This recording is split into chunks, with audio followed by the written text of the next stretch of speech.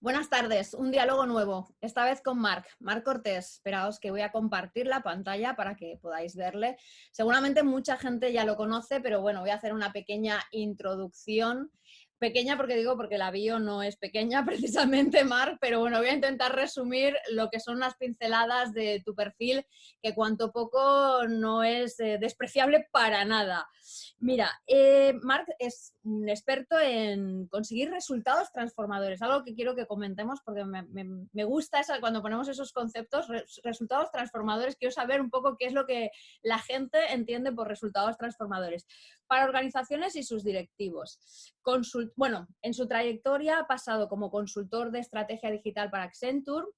Después ha estado trabajando en la parte de negocio digital de CaixaBank y actualmente lleva ya más de 13 años como socio y director general de una consultora que muchos conocemos, que se llama Roca Salvatella, en la que ha participado en la transformación de más de 200 empresas, de niveles, Volkswagen, Telefónica, Agrolimen, Banc Sabadell, BVA. Si acaso cuando vayamos hablando, si hay algún ejemplo que tú quieras aportar, ya nos cuentas más, pero de este nivel de empresas. Con lo cual, digo este nivel de empresa no porque un nivel de empresa más pequeño no tenga el mismo, pero a veces las empresas grandes siempre tienen mayores dificultades porque hay más elementos con los que tratar.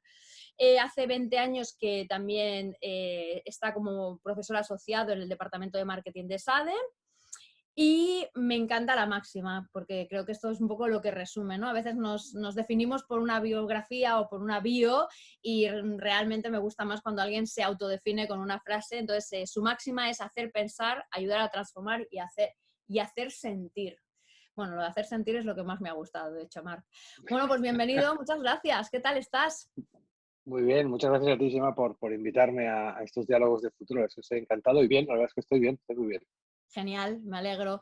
Me alegro porque además en el momento en el que estamos viviendo, el sumar un poco de positivismo a todo nos suma a todos. Yo creo que es como una energía compartida que necesitamos.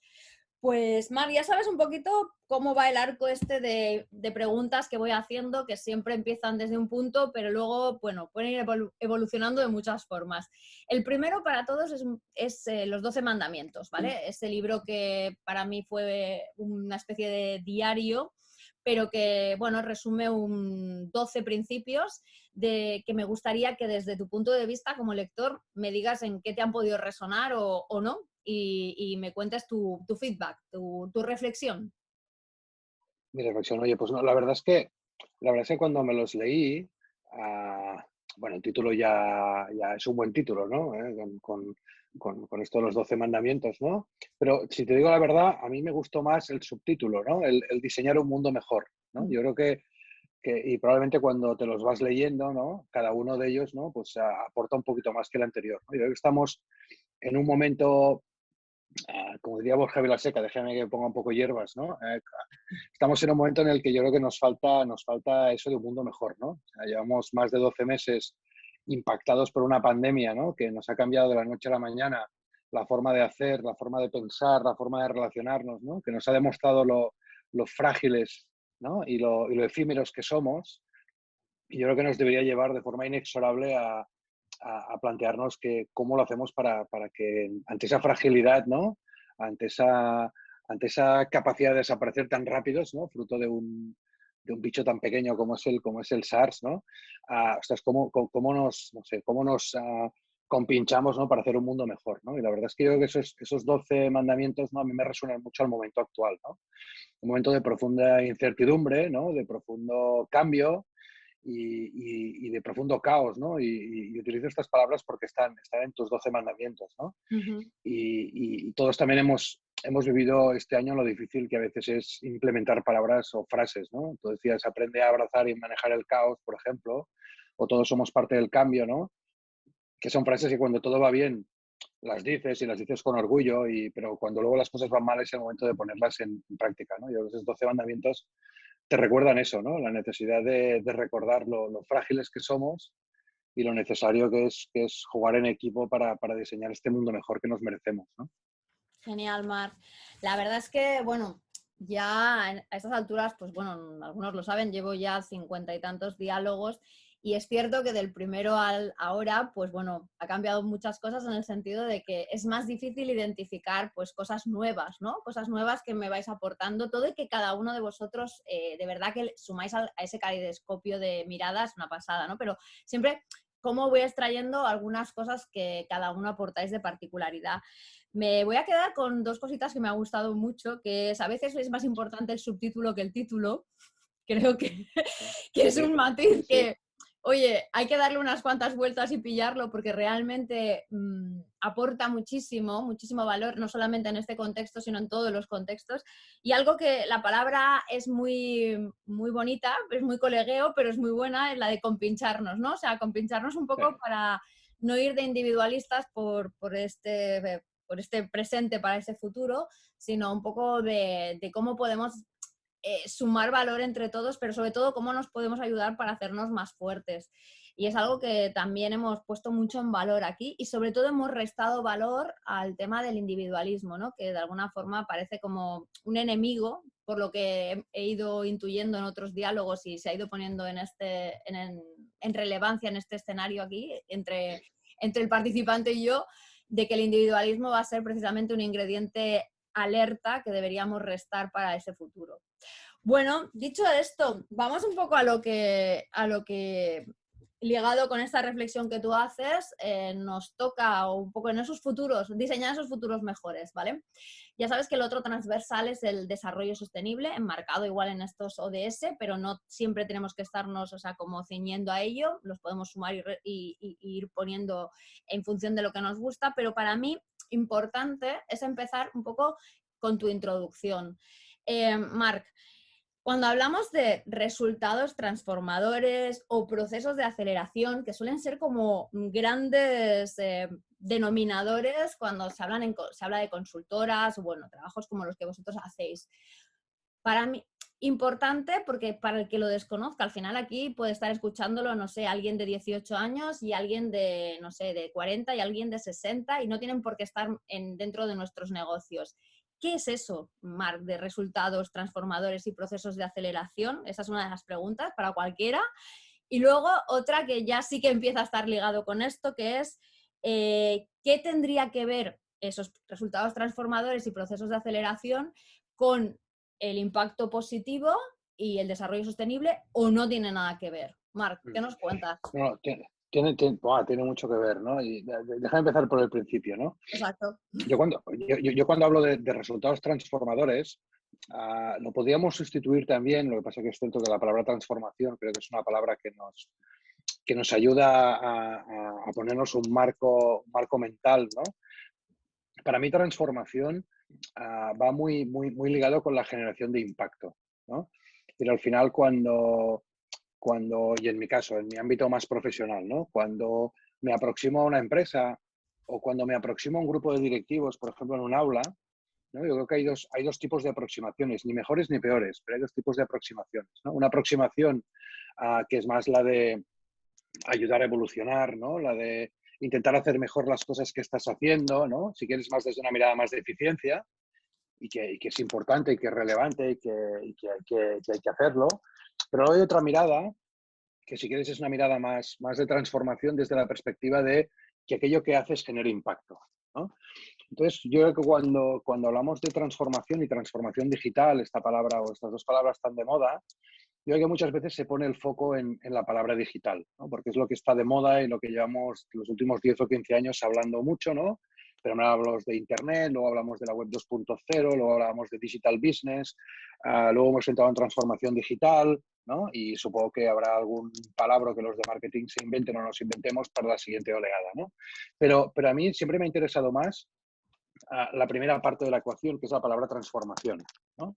Que es esa palabra más vinculada con generar impacto, ¿no? Que lo que hagas realmente tenga un impacto. Y ese impacto, ¿no? Que a mí me gusta mucho compararlo con el círculo dorado, ¿no? Que utiliza Simon Sinek, ¿no? Que imagino que a estas alturas mucha gente debe conocer, pero si no, es más que recomendable, ¿no? Que Simon Sinek al final lo que dice es que cuando una compañía intenta explicarse para medir, ¿no? El éxito de esa compañía, y no hablo de éxito económico, sino hablo de percepción de empresa de éxito, él siempre dice que las compañías explican lo que hacen y cómo lo hacen y muy pocas veces el por qué lo hacen, ¿no? Y yo creo que cuando hablamos de transformación, precisamente deberíamos hablar de eso, ¿no? De impacto vinculado al por qué estás haciendo las cosas, ¿no? Transformarse por transformarse, a nadie le gusta transformarse, ¿no? A todo el mundo, a un porcentaje muy grande de la población lo que le gusta es tener seguridad, es estar en un entorno en el que se sienta seguro, ¿no? Lo hemos visto el último año, y cuando te hacen cambiar, pues habitualmente pues cuesta, ¿no? O incluso puede llegar a ser doloroso, ¿no? Entonces, si no hay un propósito, si no hay un motivo, si no hay un impacto que vas a conseguir con esa transformación en el fondo, muchas veces no es transformación, es una simple evolución, ¿no? Por eso a mí me gusta mucho hablar de transformación que genere impacto, ¿no? Porque al final estamos hablando de cosas que van a cambiar, ¿no? El cómo somos, el cómo nos relacionamos, el qué rol tenemos en la sociedad, ¿no? Y eso cuando lo aplicas a las compañías, pues exactamente lo mismo, ¿no? Pero esa transformación para mí sería parcial o sería, digamos, incompleta si no le añadiéramos una palabra que tú has dicho ahora, que es sostenibilidad, ¿no? Al final la transformación tiene que ser sostenible, porque si la transformación no es sostenible, ok, estarás cambiando cosas, pero quizá el resultado que generas es peor que el resultado que tenías antes, ¿no? Cuando eso sí que eres de una forma muy táctica, ¿no? Lo llevamos a, yo qué sé, la transformación de la forma en la que los seres humanos compramos, ¿no? Y ahora todos queremos comprar por internet y queremos que el producto llegue muy rápido a nuestra casa.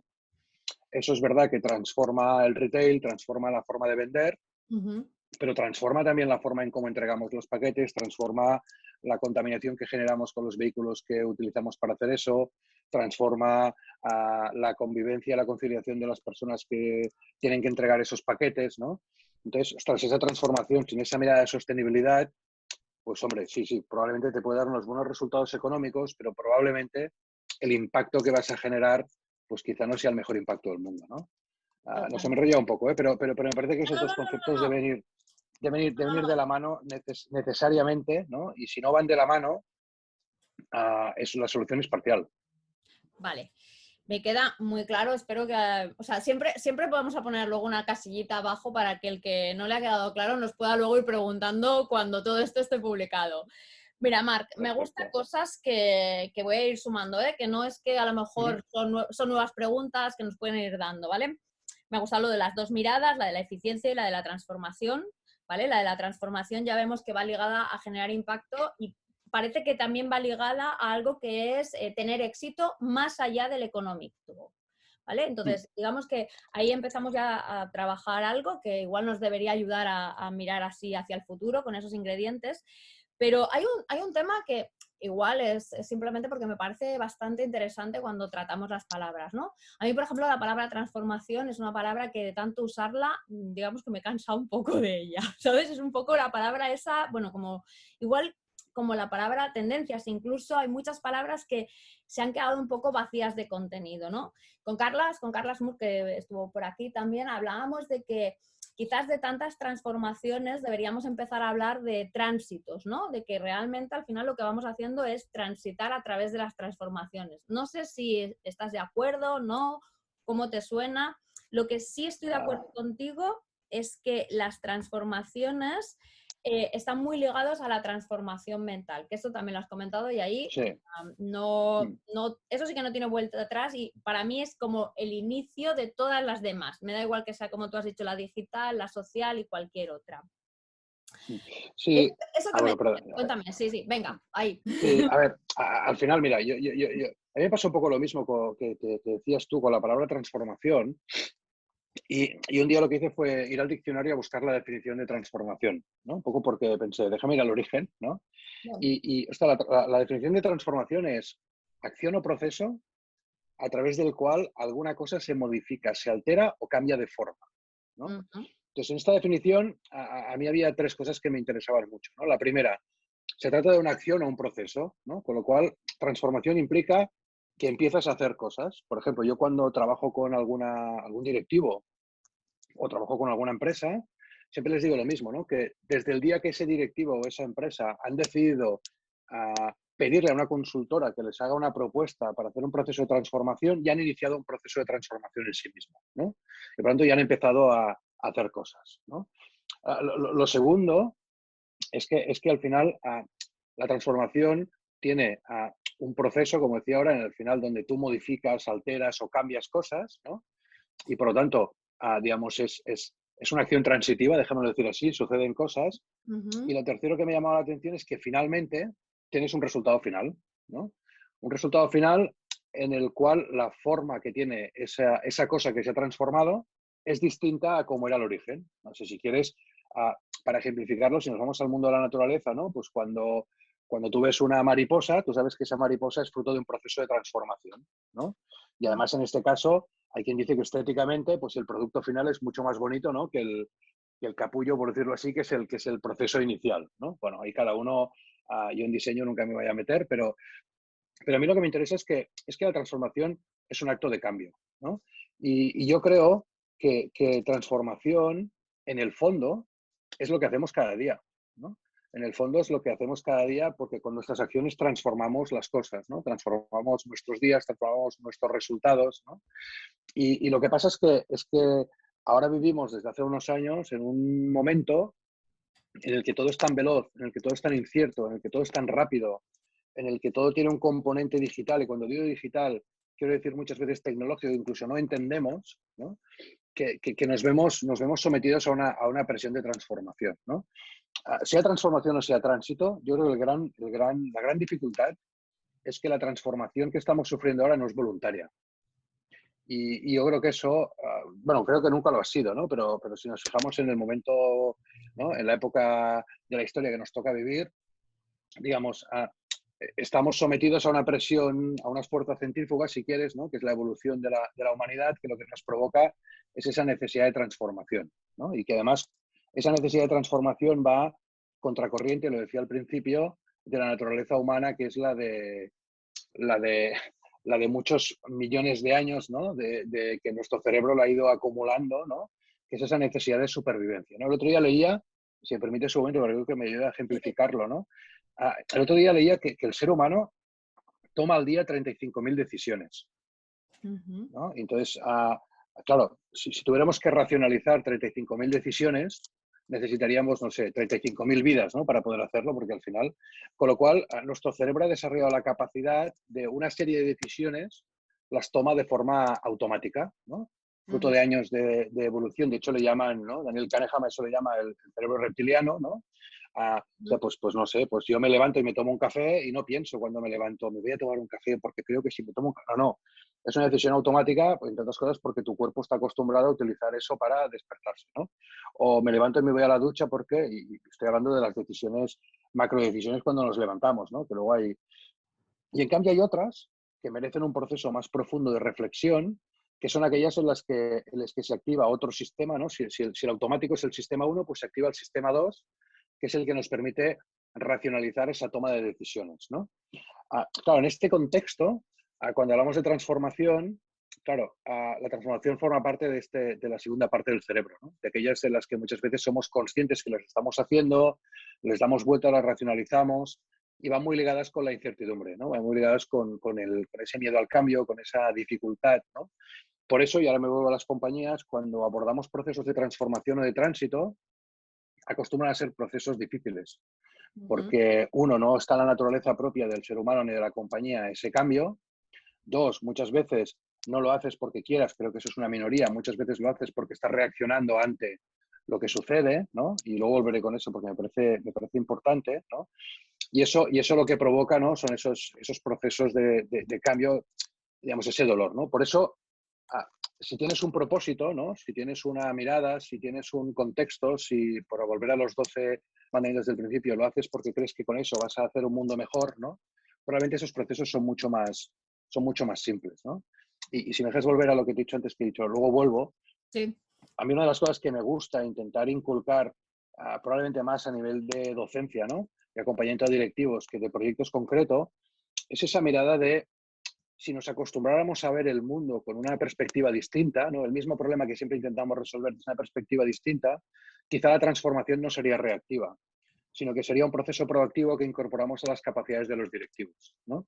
De forma que forma parte de mis capacidades el cuestionar, ¿no? De forma positiva el entorno y el a partir de ahí intentar tomar decisiones, ¿no? Que me permitan evolucionar, que me permitan transformar, que me permitan transitar, ¿no? Para volver a la palabra que utilizabas antes, y que no fuera tan traumático, ¿no? Yo creo que ahí y si eso además en vez de hablar de directivos de, no sé, 30, 35, 40, 45 años, hablamos de niños, ¿no? Yo tengo 3 hijos de 6, 7, 8 y 10 años. Intentamos abordar eso desde ese momento educativo, ¿no? Y les formamos más en esa capacidad crítica hacia el mundo, ¿no? Y que la transformación no es un problema, sino que forma parte de la evolución. Probablemente sufriríamos menos, si me dejas decirlo así. Totalmente.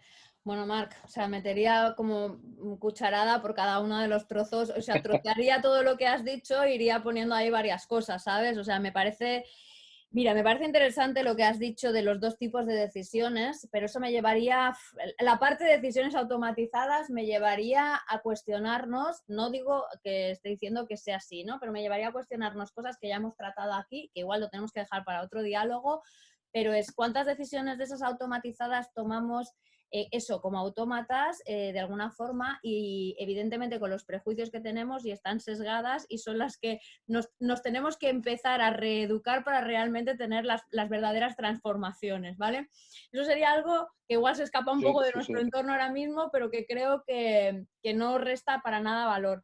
Después me encanta todo lo que has comentado sobre transformación a nivel de no es voluntaria, a nivel de salirse de la zona de confort, porque esto ha dicho, bueno, ha llevado algo que tú mismo has dicho, al final esto implica dolor y si tienes así como la oportunidad ahora que vayamos hablando, me gustaría que me comentaras un poco cómo ayudáis a salvar ese dolor, porque me da igual, si es en el entorno de trabajo, en el personal, todas las personas, es verdad que cuando vivimos una palabra que no la has dicho, pero me gustaría casi más que transformación, que es metamorfosis, pero así que has hecho referencia a las mariposas, eso provoca dolor y seguro que tenéis que contar con ello mucho y acompañar mucho en ese proceso. Sí, sí, sí. Y luego, evidentemente, otro aspecto que has puesto en valor buenísimo, que es el tener en cuenta las nuevas miradas y lo relacionado con la educación. Así que ya te digo, parcialaría todos los trozos porque daría como para hacer verticales de cada uno de ellos con nuevos diálogos. Pero bueno, lo voy relacionando con los anteriores. Mira, y seguro que van a salir más cosas de lo que estamos hablando. Me gustaría un poco, vosotros también trabajáis tendencias, evidentemente, sacáis parte de informes de tendencias y cosas que también tenéis en cuenta desde vuestro trabajo. Tú y yo pudimos compartir un pequeño encuentro que hablábamos precisamente de ello y comentaste varias que me parecían interesantes, como la omniexperiencialidad, la flexibilidad o la velocidad. Estas tendencias que vosotros habéis identificado, estas o cualquier otra que quieras un poco comentarnos, ¿cómo de alguna forma pueden, porque yo soy de las que pienso que las tendencias son neutras y no todas nos suman en positivo, solo algunas, cómo todas estas sí nos pueden o no sumar en positivo a las marcas? Si quieres, teniendo en cuenta este mapa que tenemos aquí de 17 ODS o cualquier otro ejemplo que quieras poner. Y nada, coméntame, venga, Marc. Sí, sí, digamos, bueno, yo creo que todo parte a ver, para ordenarlo un poco, ¿no? Yo creo que tú hablabas del concepto de mi experiencia, que creo que es un concepto que para mí es muy potente, que es un concepto que está emergiendo y que creo que vamos a ir a hablar mucho de él en los próximos años, ¿no? Porque es un concepto que, aunque sea muy evidente, a mí me parece profundamente revolucionario, ¿no? Y creo que la vida está hecha para apalancarse sobre conceptos revolucionarios, ¿no?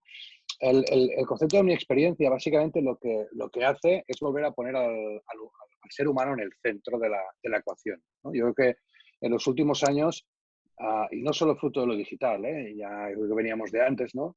Habíamos sustituido al ser humano y habíamos colocado en el centro de la ecuación a otras cosas que no eran el ser humano, ¿no? No sé, pues cuando en las primeras revoluciones industriales colocamos a la máquina de vapor y colocamos a la electricidad en el centro de la ecuación y desplazamos al ser humano fuera de esa ecuación, ¿no? Y los esfuerzos eran a tener fábricas más grandes, más potentes para producir más, ¿no? Y no estoy diciendo con eso que poner al ser humano en el centro es esclavizarlo para que produzca. No, no, al contrario. Yo creo que la tecnología bien aplicada lo que nos hace es mejores seres humanos, ¿no? Pero sí hemos tendido a quitar al ser humano del centro Y en los últimos años, fruto también mucho de lo digital, ¿no? Hemos empezado a hablar de omnicanal, hemos empezado a hablar de que las marcas y las empresas nos venden o nos cuentan las cosas a través de muchos canales, y las televisiones, y las tiendas físicas, y las páginas web, etcétera. Y ha llegado un punto que lo hemos llevado tal al extremo que cuando tomamos decisiones no las hacemos pensando en el ser humano. Ya no hablo de consumidor, hablo de ser humano, ¿eh? Las hacemos pensando, ¿no?, en hacer mucho más eficientes y sacar mayor partido de esos canales, ¿no? Pues yo tengo una tienda física y si en esa tienda física vendo mucho, la tengo abierta, y si esa tienda física ya no vende tanto y la rentabilidad metro cuadrado de la tienda no me da para pagar el alquiler, pues cierro la tienda, ¿no? Y tengo un canal de internet y si ese canal de internet me genera ventas, lo dejo abierto, y si los ingresos son inferiores a los costes durante mucho tiempo, pues lo acabo cerrando, ¿no? Y esa es una visión muy de pongo el canal y la eficiencia en el centro y tomo decisiones. Ahora imaginemos que sustituimos ese canal, ¿no?, y colocamos al ser humano en el centro. Y en vez de pensar en esa tienda física como una tienda que tengo que medir en función de los productos que vendo en esa tienda, lo mido en función del valor que le genera a la persona, al cliente, y el valor que ese cliente genera para esa marca, ¿no?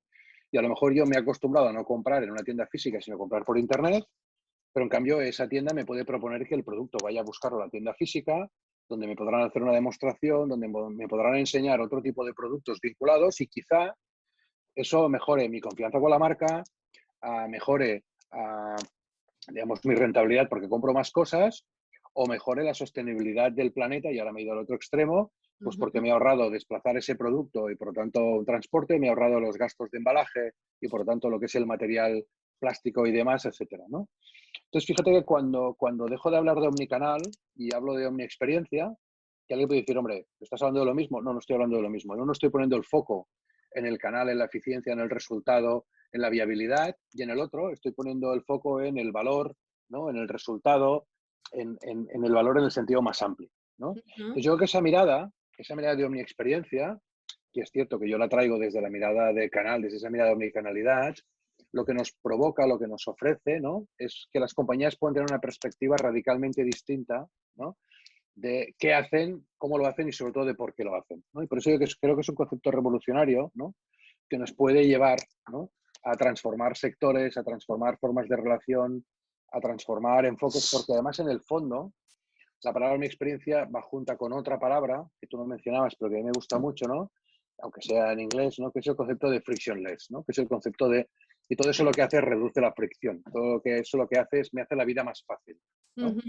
Y Sí. esa vida más fácil y esa fricción obviamente tiene que ser sostenible. O sea, no vale que tú te compres algo y yo te garantizo que en 10 minutos te lo entrego en casa, si eso solo te da beneficio instantáneo a ti, comprador, pero generas un prejuicio en el entorno porque tiene consecuencias, por ejemplo, medioambientales, ¿no?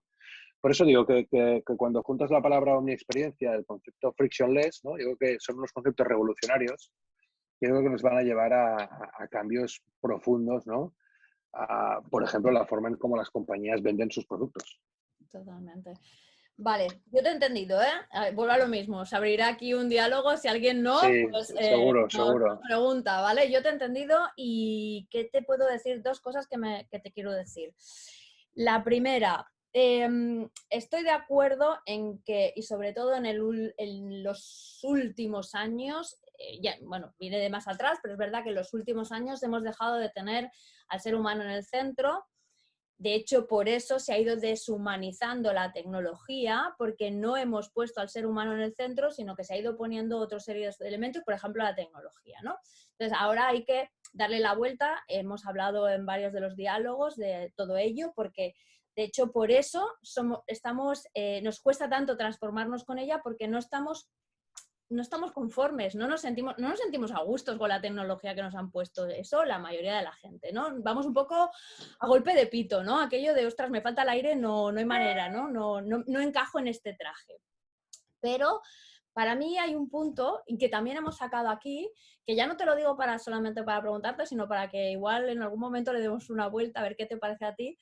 Entiendo el salto entre omnicanalidad y omniexperiencia, pero el ser humano en el centro está evolucionando a poner el planeta en el centro. Es como de alguna forma están empezando a verse las cosas de cara a la sostenibilidad, ¿vale? No sé si tú esto ya lo tienes más, Sí, sí. también lo has No, no, visto, pero habéis sí, sí. trabajado, o sea, casi, casi decir, no, ya no es el ser humano, ya es el planeta el que tiene que estar en el centro. Eso es una cosa que Bueno, me porque parece... Dime, dime, cuéntame, Marc. sí, no, no, no, porque al final, de alguna forma, aunque sea solo por un tema instrumental, ¿no? Déjame ser muy pragmático Ujú. y a lo mejor ahí me genero enemigos, ¿eh? Pero aunque solo sea por un tema instrumental, es que lo que tiene que estar en el centro es el planeta, porque al final el planeta es el hábitat que tenemos y sin planeta, por mucho que pongamos al ser humano en el centro, pues te quedas sin hábitat natural, ¿no? Yo lo de la, déjame ligar las dos cosas. Cuando decía lo de la tecnología en el centro, al final yo creo que también es la concepción que tengamos de la tecnología, ¿no? A mí me gustan mucho los discursos humanistas, ¿no? Que lo que dicen es, estamos en un momento que no podemos frenar un movimiento y es todo lo que sea automatizable se va a automatizar. Por lo tanto, todo aquello que sea susceptible de que una máquina lo haga, va a suceder. Yo no tengo ninguna duda. Ujú. Costará más, costará menos, tendrá más gente a favor, más gente en contra, pero no tengo ninguna duda, ¿no? Otra cosa es que alguien le tiene que explicar a esa máquina quiénes somos y por qué tiene que hacer eso, ¿no? Y eso solo lo puede hacer una persona, ¿no? Solo puede hacer un ser humano, al menos hoy por hoy, ¿no? Y muchas veces hablamos de inteligencia artificial como si fuera una cosa. Al final estamos hablando de algoritmos que tienen una capacidad de poder hacer cosas, una capacidad de poder aprender, ¿no? Pero no estamos hablando de Skynet, no estamos hablando de Terminator y de una Ya. máquina que tiene la capacidad para pensar y, vaya, yo, sin ser experto tecnológicamente hablando, ¿no? Estamos muy lejos, estamos todavía muy lejos de eso, ¿no? Pero al final yo creo que, por un lado, hay una tecnología que lo que hace es automatizar gran parte de lo que sea automatizable y entonces a nosotros nos deja el espacio como humanos para ser más humanos, ¿no? Igual que, no sé, el otro día hablaba creo que con Mar Vidal y me decía, cuando apareció la calculadora, los matemáticos no desaparecieron, no. Los matemáticos se encontraron y desarrollaron un ámbito que probablemente no estaban desarrollando porque estaban centrados en hacer cálculos, ¿no? Y hubo una máquina que es capaz de hacer cálculo de forma mucho más eficiente y sobre todo sin errores, ¿no? Esto es como, ¿se va a automatizar el trabajo de un médico? Pregúntale a un paciente que está tumbado ahí y que le preguntas, oye, si te opera esta máquina, el porcentaje de error es cero, si te opera un ser humano, el porcentaje de error es 0,001, ¿no? Pues probablemente habrá una parte de humanos que digan, yo prefiero que me opere la máquina, ¿no? Entonces, bueno, cada uno podría elegir, ¿no? Entonces, yo creo que a mí lo que me interesa más en esa perspectiva, y lo digo con el mundo, ¿no? Es con esa entrada de la tecnología, si no ponemos al ser humano en el centro, el problema es que habrá tecnología que esté programada para tomar decisiones, ¿no? Por ejemplo, el típico caso que supongo que conocerás, y si no, que es el caso del dilema moral, por ejemplo, de los algoritmos de inteligencia artificial, por ejemplo, aplicados a los vehículos autónomos, ¿no? Sí, Oye, sí. si un coche autónomo que no lo conduce nadie, ¿no? Se encuentra una serie de, no sé, unos niños delante y no tiene tiempo de frenar y la opción que tiene es girar y caerse del puente y muere el que está dentro del coche o seguir recto y atropellar a los niños, ¿no? ¿Qué decisión toma el algoritmo de inteligencia artificial, ¿no? Es mentira, el algoritmo no toma ninguna decisión. Ujú. Alguien ha programado ese algoritmo para que ante una situación como esa tome una decisión, ¿no? Por lo tanto, fíjate que todo el rato volvemos a ser los seres humanos, ¿no? Los que en nuestra mirada humana somos los protagonistas, ¿no? Y la decisión de ese algoritmo, eso sí que nos da mucho, ¿no? ¿Y por qué? Pues porque probablemente a partir de los valores, a partir de las creencias, a partir de la relación que tengamos con el mundo, tomaríamos una decisión o tomaríamos otra, ¿no? Yo tengo claro cuál sería mi decisión, pero no tiene por qué ser la misma que mucha de la gente que esté viendo este vídeo, ¿no? Totalmente. No, Y no, ahí bueno, está, o sea, a ver, o sea, para gustos colores, ¿no? Pero yo creo que sí que hay unos principios que vuelven otra vez un poco a esos mandamientos sobre los que de alguna forma deberíamos estar, esos mandamientos y otros tantos principios de la humanidad sobre los que deberíamos estar un poco dando vueltas, no el qué hacemos, sino el cómo lo hacemos. Me has puesto un muy buen ejemplo, de hecho, vamos, no es un ejemplo, ya ha pasado y ha habido un juicio en Estados Unidos de un accidente en el que murió una persona por un coche automático, porque resulta que el coche automático no reconoce a las personas si no están cruzando por un paso de cebra. Cuéntame cuántas personas no cruzamos, me incluyo, a veces por un paso de cebra y evidentemente la capacidad de reacción que tenía para tomar decisión la persona que estaba en el coche no es suficiente como para que tú puedas reaccionar, o sea, el tiempo que te dan de reacción no es suficiente como para que tú puedas pasar a una acción manual. En el juicio, el responsable fue la persona. Y también, también es bastante cuestionable, porque claro, ahí es donde está otro de los temas que también hemos puesto aquí un poco encima de la mesa, que es el tema de la responsabilidad social de los algoritmos. No solamente en el tema del coche automático, sino en muchísimas cosas que tienen que ver, por ejemplo, con, yo qué sé, con las noticias que un Facebook nos envía, ¿no? Que de alguna forma están condicionando nuestra opinión pública, ¿no? Eso también tendría que tener una responsabilidad social. Con lo cual, lo que venimos a decir es lo que tú has acabado diciendo, ¿no? Que realmente la inteligencia artificial no es tan inteligente, sino es lo que está es detrás una serie de personas que hay que, bueno, tienen que saber trabajar muchísimo esas nuevas tecnologías y cómo podemos eliminar según qué dilemas morales, dilemas éticos, sesgos y un montón de cosas, ¿no? Eso, bueno, hicimos un par de diálogos que ya te pasaré, unos con Pedro Mújica y el otro con Pablo Sanguinetti, que la verdad es que tratamos bastante la inteligencia artificial y es bastante, bueno, va a dar bastante que hablar. Sí, mucho, mucho, mucho, Mucho. seguro.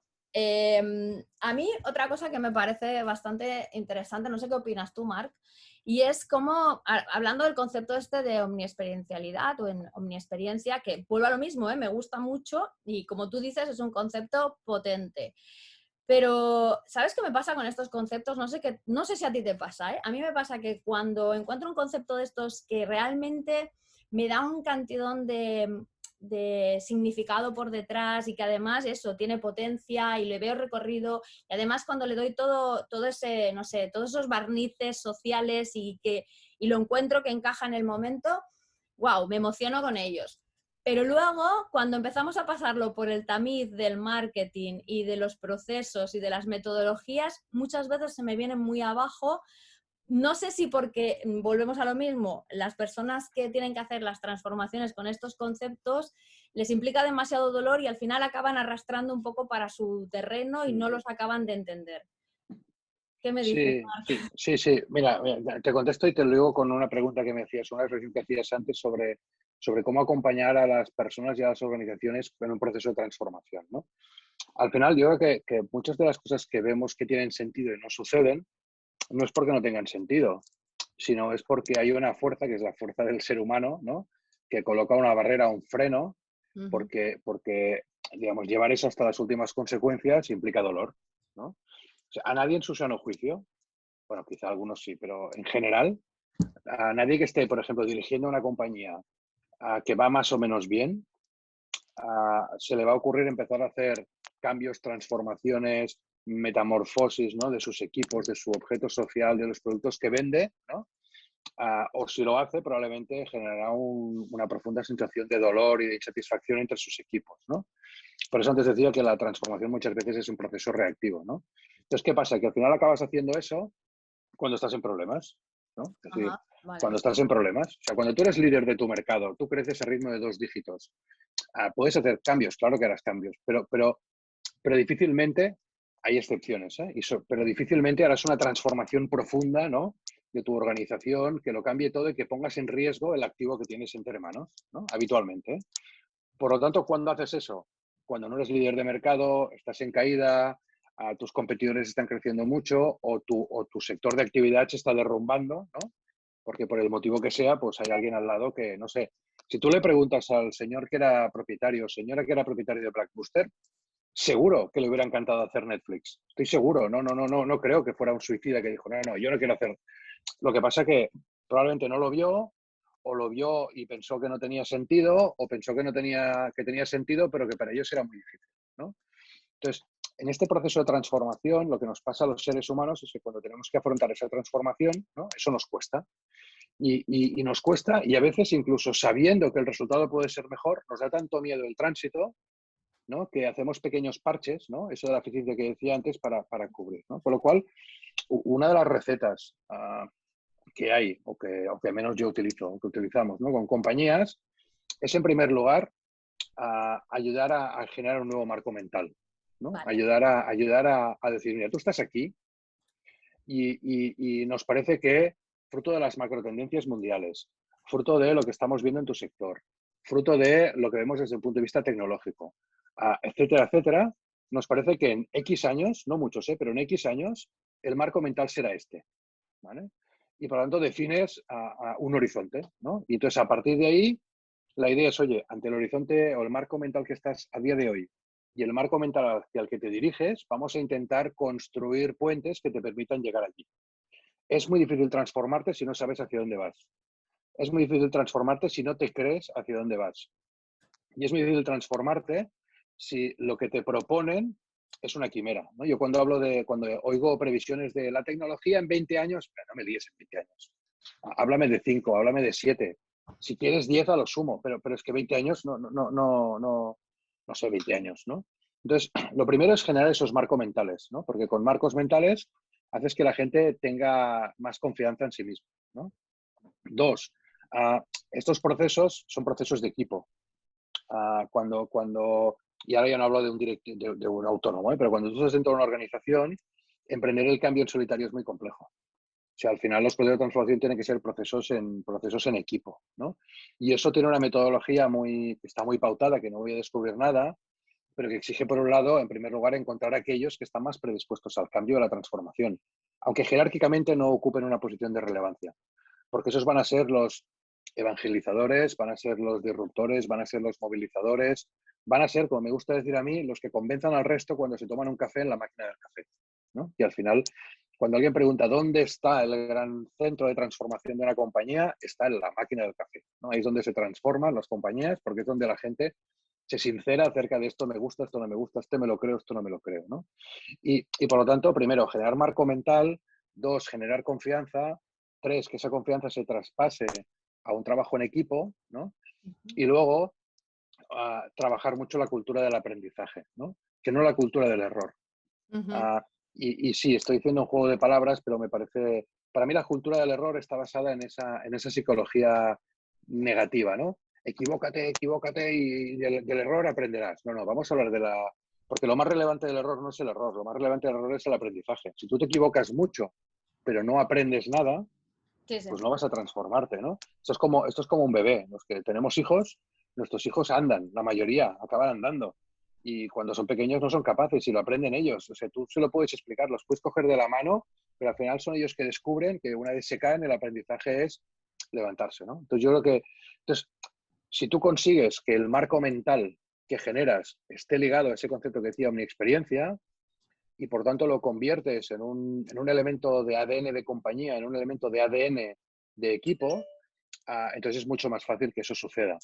Si Vale. no, se acaba convirtiendo en un elemento instrumental. Esto es como el purpose marketing, ¿no? Ese tan famoso que se habla en los últimos años, ¿no? El marketing del propósito, que conceptualmente es muy chulo, y luego te das cuenta que el 90 y largo por ciento de marcas que lo aplican lo hacen de forma instrumental, que es una técnica más de marketing. No, yo quiero una marca que desde el punto de vista de propósito se lo crea, ¿no? Se crea que su objetivo en el mundo no solo es vender productos, sino, no sé, generar un mayor entorno, a ser más sostenible, no sé. Entonces, y no hace falta pero que haga pequeñas cosas, ¿no? Entonces, yo creo que cuando forma parte del ADN, las cosas suceden.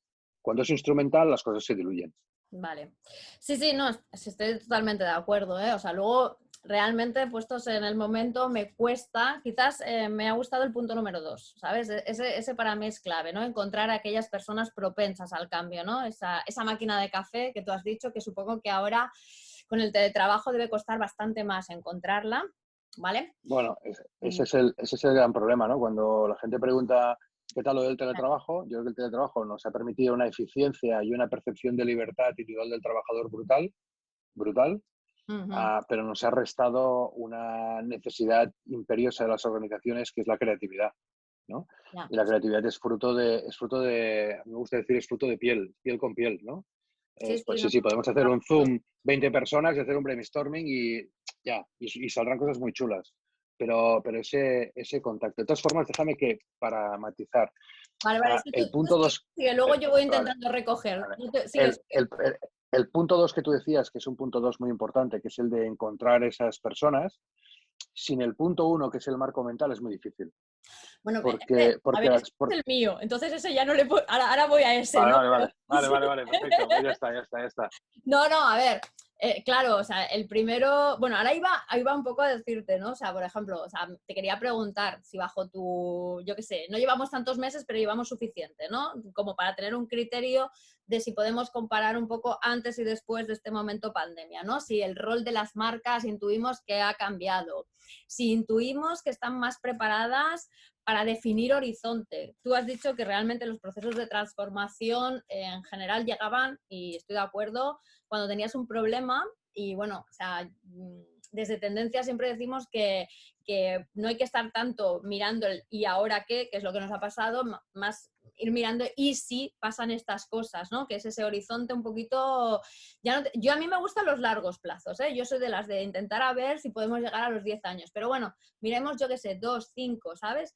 A ver si también eso estás de acuerdo en que ha cambiado o va a ser solo momentáneo porque ahora nos ha tocado ahí. Y la otra es, o sea, entre el antes y el después. Yo por lo menos mi experiencia es, o sea, llevo 15 años trabajando en tendencias, o sea, de eso sí que puedo decir que sé bastante. Nada de lo que está pasando, o sea, me puede haber sorprendido como persona, me puede haber afectado como persona, como profesional, te puedo asegurar que es que prácticamente no me ha sorprendido nada. Todo, prácticamente todo estaba recogido, hablado, puesto de manifiesto y no hace un año, sino años atrás. Y sin embargo, o sea, un poco lo que tú estás diciendo, mientras no hay un problema serio, es como un good to know, ese marco mental, ¿vale? Está muy bien que me lo cuentas, pero bueno, yo voy haciendo mis cositas. Entonces, volvemos a lo mismo, o sea, ¿cómo conseguimos pasar de esa instrumentalización de, bueno, sí, ya sé, ya tengo ahí lo que me has contado de tendencias, tengo toda una serie de cosas, a realmente, como tú dices, que sea parte de la esencia de la empresa, el decir, voy a ir creciendo y transformándome con los cambios que me vienen y los posibles cambios que me vendrán? Ahí es donde Bueno, yo sí, sí. tengo mi... Es que yo creo que ahí está el kit, ¿no? Ahí está el kit de la cuestión. Yo creo que hay muchas cosas. Bueno, la primera, yo creo que para mí uno de los, digamos, una de las cosas que estoy convencido, puedo equivocarme, ¿eh? Pero No, estoy convencido que va a quedar, es que hemos roto un paradigma del management. En el management, cuando se estudia management, ¿no? Esa ciencia aplicada a... Hay un principio que es el principio de la linealidad, ¿no? La linealidad, ¿qué significa? Que yo hago un plan estratégico a 5 años, que luego hago un plan operativo cada año y que luego dentro de cada año lo que hago es una gestión por trimestres, por ejemplo. Y es lineal. Lineal significa primero abordo la fase 1, luego abordo la fase 2 y luego abordo la fase 3, ¿no?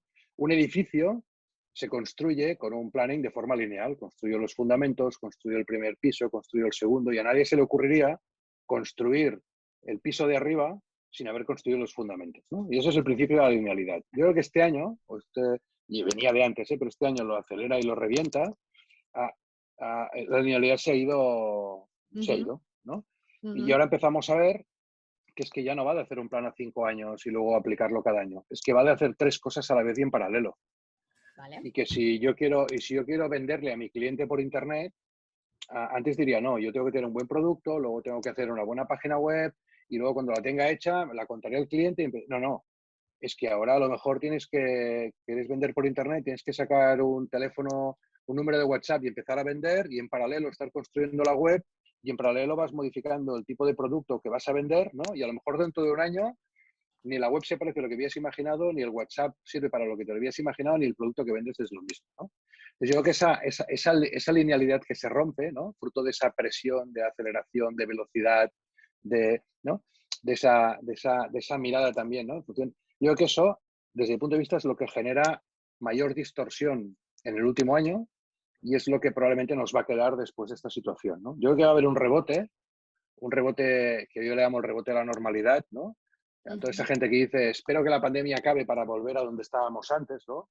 Bueno, yo creo que nunca volveremos a donde estábamos antes y eso no es ni bueno ni malo, pero bueno, pero va a haber un rebote, porque yo creo que psicológicamente la gente lo necesita, ¿no? Aquella sensación de cuando esto más o menos acabe podemos intentar volver a hacer una vida normal como la que hacíamos antes, ¿no? Y normal entre comillas, ¿no?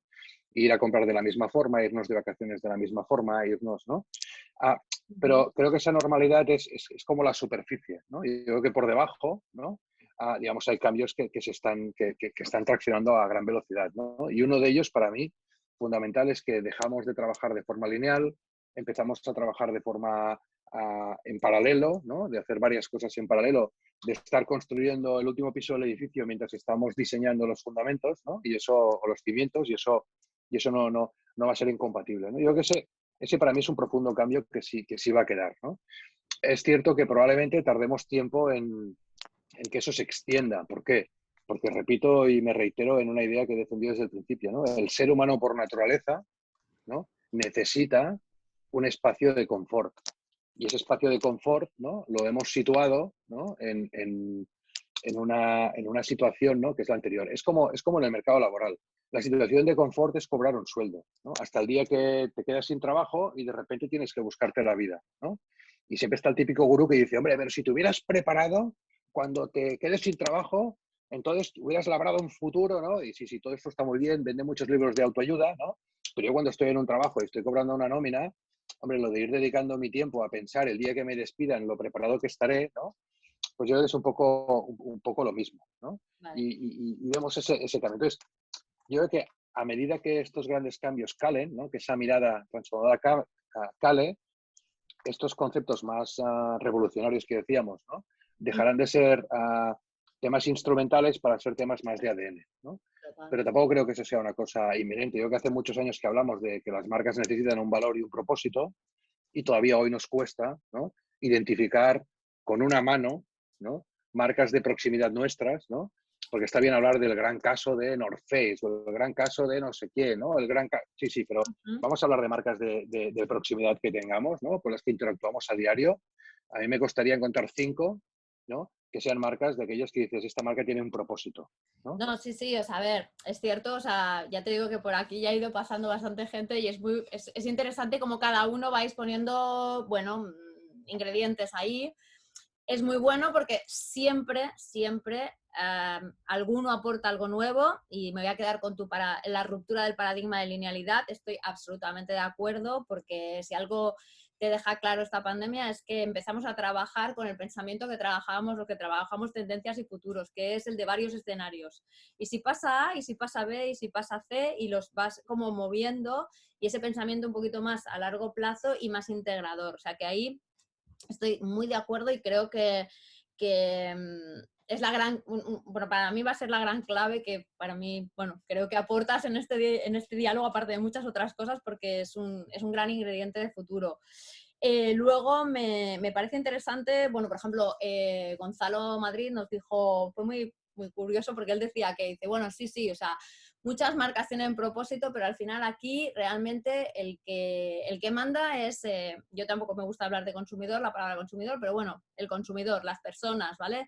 Y un poco la sostenibilidad es, según él nos contaba, o sea, que luego hemos pasado por otros y cada uno ha ido rebatiendo, es un poco como los documentales de la 2. Todo el mundo dice que la quiere, pero luego no la consume porque igual es cara o realmente, y por eso tampoco obliga de verdad a una marca a tener un propósito, ¿no?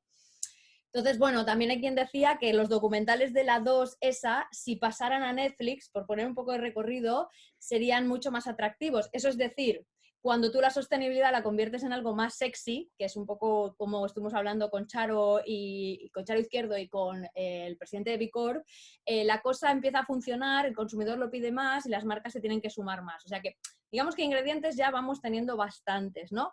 Y luego hay una cosa que me parece interesante y que liga pues con alguien que, bueno, o sea, con una pareja que pasó por estos diálogos, él es psicólogo espiritual y ella es coach, y que tú has definido como la situación de confort, ¿no?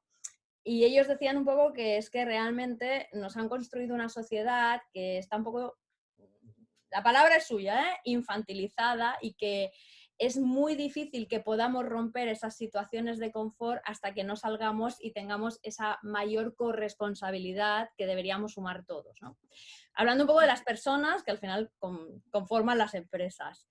A ver, para ir acabando, un par de cositas que te quiero preguntar ya, así para más tu opinión. ¿Qué ingredientes o qué alertas crees tú que deberíamos empezar a trabajar en este presente para ese futuro mejorado, Marc? Aparte de romper con el paradigma de linealidad, que ese ya me lo quedo porque te lo Mm. compro. ¿Qué más? A ver, yo creo que es que lo puedo y puedo sacar cosas de lo que acabas de decir, ¿no? Yo creo que la principal alerta, ¿no? Y no sé, yo me lo creo bastante, ¿eh? Es que yo creo que cuando tú vendes algo, déjame ponerlo en términos de marketing y comercial, cuando tú vendes algo desde una perspectiva del miedo y la ansiedad, es cierto, hay unos cuantos que te lo compran si se lo creen. Ujú. Y yo creo que uno de los problemas vinculados nuevamente con el tema del motivo, del propósito, de incluso la sostenibilidad y demás, es que, y no estoy diciendo que la humanidad sea negacionista, pero la humanidad no se lo acaba de creer. Ujú. Y no se lo acaba de creer muchas veces yo creo que incluso porque no es consciente de eso, ¿no? Entonces, es verdad, nos ponen reportajes en la 2 o en Netflix, ¿no? No sé, hay un reportaje en Netflix sobre el plástico en el océano Sí. que es para no volver a consumir plástico en toda tu vida nunca más, ¿no? Ah, pero lo ves con una cierta distancia y luego te sale ese cerebro reptiliano de la supervivencia, ¿no?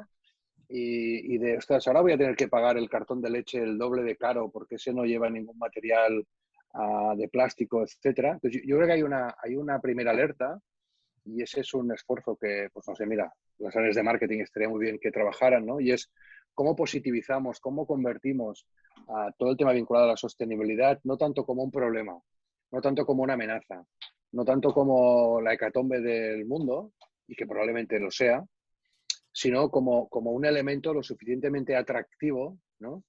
para que la sociedad lo compre, ¿no? Porque es muy curioso que la gente está dispuesta a comprar productos que son un desastre o que incluso contaminan lo que contaminan, porque el beneficio funcional o emocional que te transmiten, ¿no? te compensa. Y en cambio no somos capaces de comprar algo que desde el punto de vista de la supervivencia de la humanidad es crucial, ¿no? Y yo creo que ahí, Ujú. digamos, si me permites generarme unos cuantos enemigos, ¿eh? No, Creo que no. a la sostenibilidad le falta mucho marketing. Le falta, sí, sí, estaría muy bien que todos fuéramos súper adultos, súper conscientes y que de esas 35.000 decisiones que tomamos al día, todas las que están vinculadas con el consumo sostenible, ¿no? Las tomáramos de forma racional. Pero mientras esperamos a que eso suceda, ¿qué tal si empezamos a ponerle un poco de marketing a la historia, ¿no?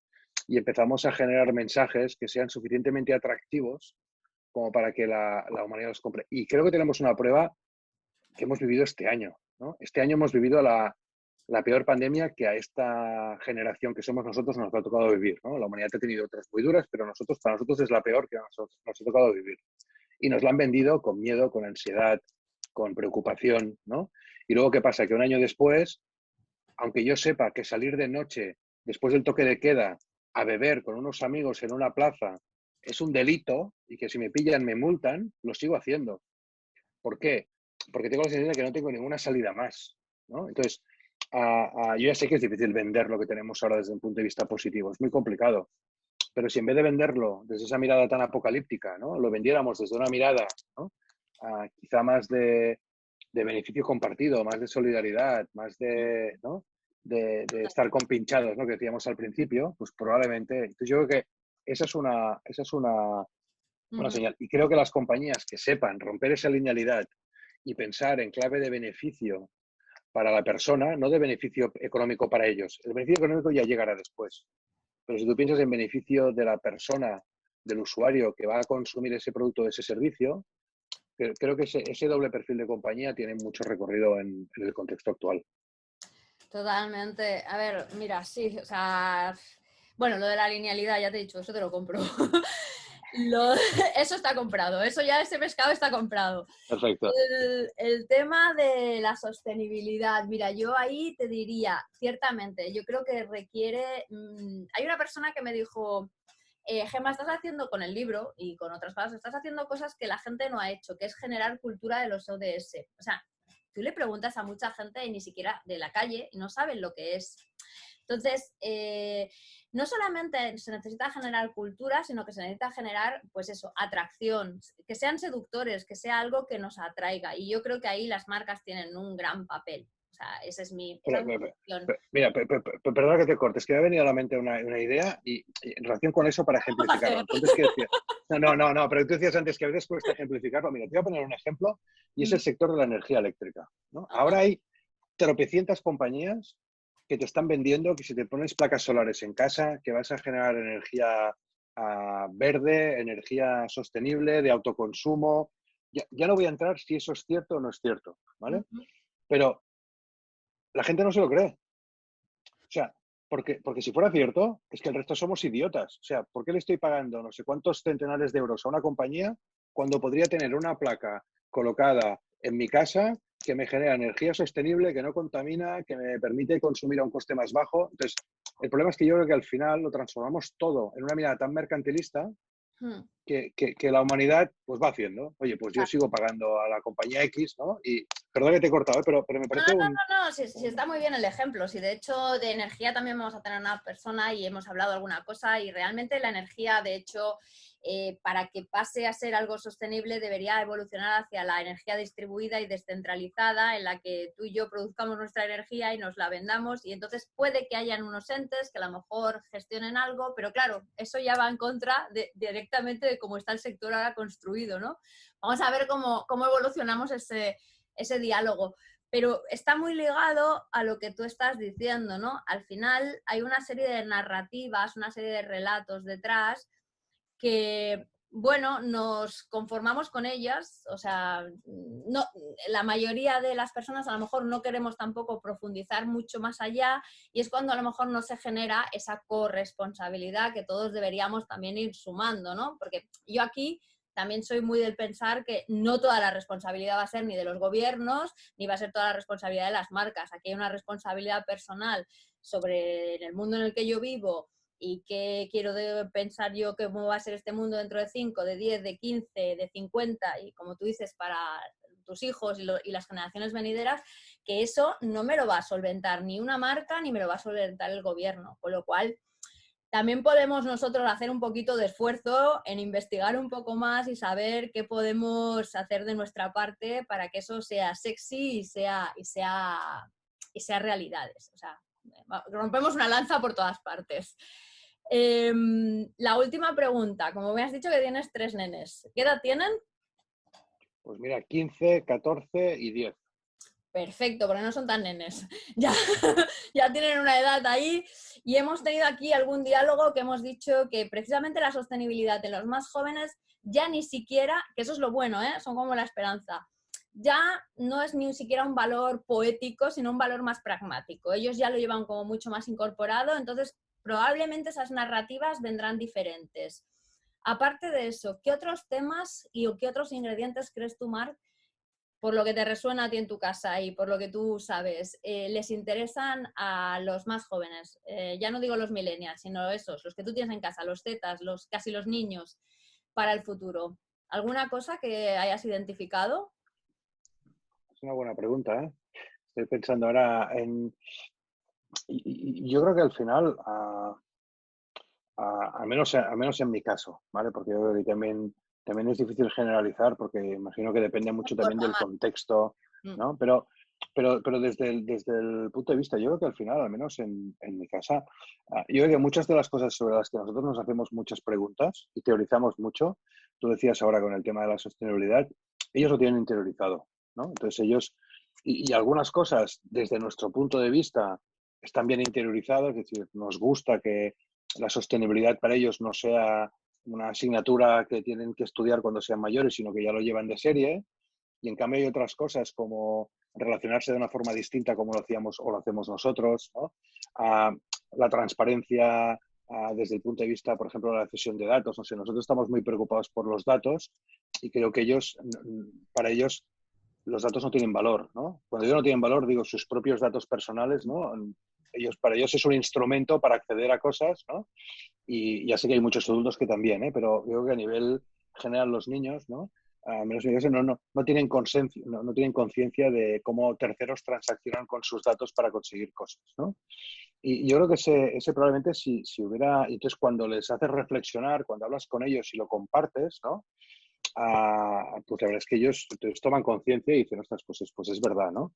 Entonces yo creo que a ellos cosas digamos, todo lo que está vinculado con la relación, la interacción, la forma de expresarse, la forma de demostrar su creatividad, ¿no? Yo creo que lo hacen en general bastante distinto a como lo hacíamos y lo hacemos nosotros, ¿no? Y creo que ahí también hay un cambio de paradigma que probablemente nos va a llevar a... el único problema que le veo yo es que a una determinada edad entran en un circuito, ¿no? Es la educación universitaria, etcétera, que es un circuito que está pensado y diseñado por parte de los mayores, ¿no? Entonces ahí corres el riesgo de que todas esas miradas distintas que ellos traían, ¿no? A la que pasen por ese circuito, ¿no? Pues dejan de, no sé, el otro día tenía una conversación con mi hija, ¿no? Que me decía, está empezando a pensar en qué estudiar en la universidad, ¿no? Y entonces yo les hacía el comentario en casa de que yo creo que tienen que estudiar algo que no sea automatizable, ¿no? Ujú. Que si estudian algo que sea automatizable, pues no van a tener trabajo, al menos no que ellos imaginan, ¿no? Y habría una conversación, pero decían, vale, ya, pero ¿qué hay no automatizable que pueda estudiar, ¿no? Entonces, claro, salía la típica, ¿no? Entonces yo decía, pues mira, en Londres hay un grado que es filosofía y matemáticas, ¿no? Y decían, o sea, pues, ¿no? Entonces, bueno, yo creo que y al menos en mi caso, están en ese límite, ¿no? De si les dejamos espacio, crecerán de una forma con una mirada distinta, probablemente mucho más rica, y si no, acabarán entrando en el bucle, en el tubo, ¿no? Que nosotros los mayores hemos generado, no sé si como arma de autoprotección, pero sí que hemos generado nosotros, ¿no? Totalmente. Yo creo que yo soy de las de pensar que hay que dejarles cierto espacio. Bueno, va a haber cosas que no van a dar vuelta atrás, ¿no? O sea, yo, por ejemplo, me parece muy interesante fenómenos como Roblox, o sea, que están generando, pues, no sé si alguno de ellos juega, o sea, No, un mundo de un metaverso, un muy metauniverso. Van a entender cosas que para nosotros son complejas y para ellos, como por ejemplo el tema de las monedas digitales, van a entender el mundo de una forma diferente y eso ni universidad ni nada se los va a poder quitar, ¿no? Porque ya es su manera de comprensión. Y bueno, supongo que un poco lo que tú me dices es realmente una de sus grandes inquietudes, ¿eh? Y ahí me gustaría el poder sumarles también un poco de ingredientes en estos diálogos, aunque no estén muy dirigidos hacia ellos, pero ojalá y podamos hacer alguno para ellos. Y es sobre todo su futuro laboral, que eso sí que es verdad que para todos. Pero pasa mucho por más que por asignaturas y por conocimientos, por habilidades y capacidades. Y ahí seguro que, totalmente. Marc, tú les puedes ayudar un montón. No, ahí estamos, intentándolo.